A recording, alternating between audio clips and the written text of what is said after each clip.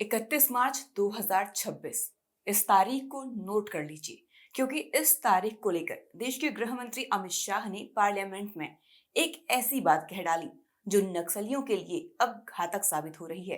तो चलिए आपको पूरा मामला बताते हैं, कैसे एक छोटे से गांव से शुरू हुआ विद्रोह देश की आंतरिक सुरक्षा के लिए सबसे बड़ा खतरा बन गया और आज वो खुद खत्म होने की कगार पर है। देश के गृह मंत्री अमित शाह ने पार्लियामेंट में डंका बजाते हुए कह दिया है कि 31 मार्च 2026 तक देश में नक्सलवाद खत्म हो जाएगा।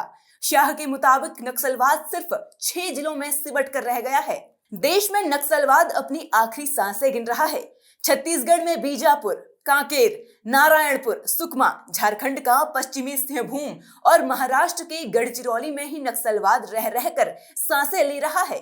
इन क्षेत्रों में सुरक्षा बल मुस्तैदी से अलगाववाद का सफाया करने में लगे हुए हैं। नक्सलवाद की शुरुआत होती है 1967 में।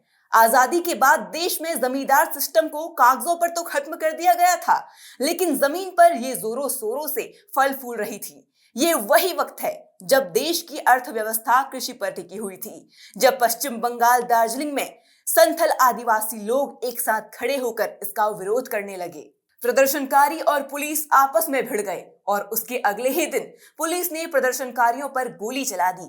इसी के बाद 1969 में चारू मजूमदार के नेतृत्व में कम्युनिस्ट पार्टी ऑफ इंडिया की स्थापना होती है, जिसकी विचारधारा है सरकारी तंत्र सेठ और अमीरों की बजाय किसानों और मजदूरों के हाथ में हो। और ये सब हथियारबंद क्रांति से ही संभव है, जो कि बहुत खतरनाक विचारधारा है।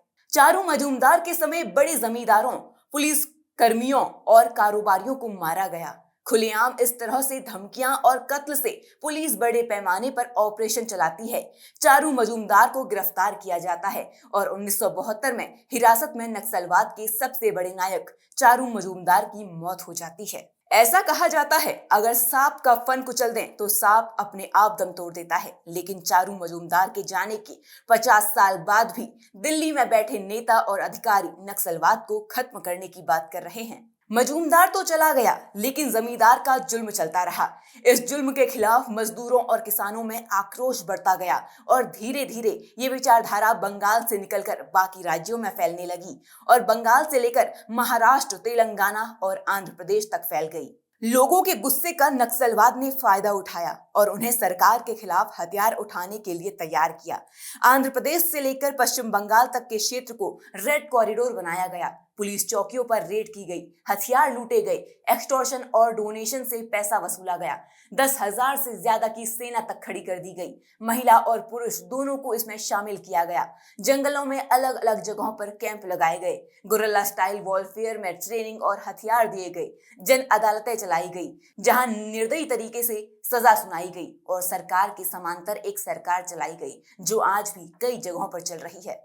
आखिरकार सरकार की नींद खुली। 2006 में तत्कालीन प्रधानमंत्री मनमोहन सिंह ने नक्सलवाद को देश का सबसे बड़ा आंतरिक खतरा घोषित कर दिया।